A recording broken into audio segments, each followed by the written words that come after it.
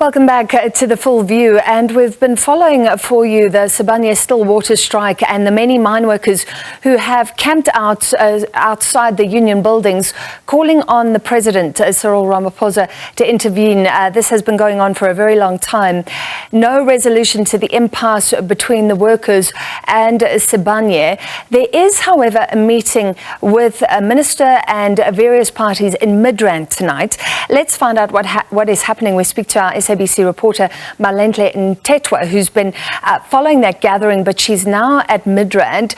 Tell us the stakes, who's meeting, and what we might expect tonight.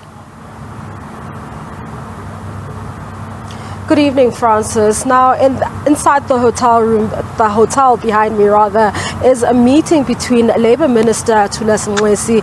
He's joined by Communications Minister Khumbudzo Ntshabeni to speak to union leaders following an earlier meeting that took place, we're not sure where, but it took place earlier today with Sibanye-Stillwater representatives as well as Minister of Mineral Resources Gwede Mantashe. It seems as though this meeting is intended to try and broker a deal between the two sides and negotiate a way forward and see if it is not possible at all to end the strike, even if it happens tonight. So we are going to be standing by here just waiting to find out and hear what's going to come out of that meeting.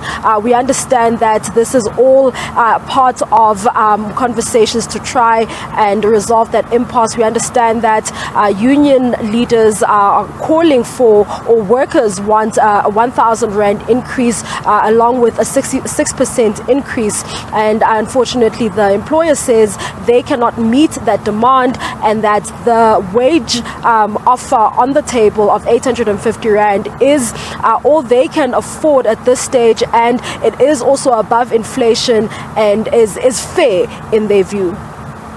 All right, so earlier you were at the union buildings and you've been following this crowd for days. Are they still there tonight, hoping for a beneficial outcome?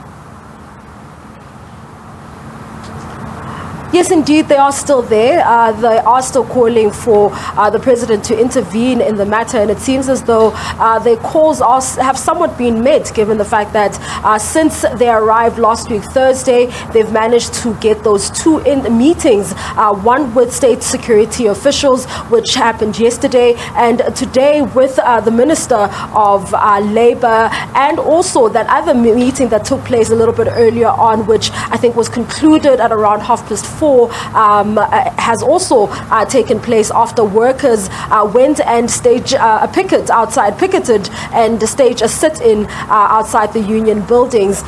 They are still there, and they do have vowed to stay there for as long as it's necessary and for as long as they need to, until their demands are met and until they can go back to work. At the heart of this are the living conditions. They're saying that, no one in their right mind would leave their home, a warm home for that matter, to go sit in the cold, and they're doing this, of course, in order to get that increment which they say they really need and would go a long way with regards to improving their lives. Yesterday you would have heard President Joseph Matundra talking about the gains that have been made in terms of salary increases and entry-level salaries within the platinum sector, saying that he would like to see the same happening on this side. Earlier on today we spoke to an NUM representative who was rather concerned by Sibanye-Stillwater's stance when it comes to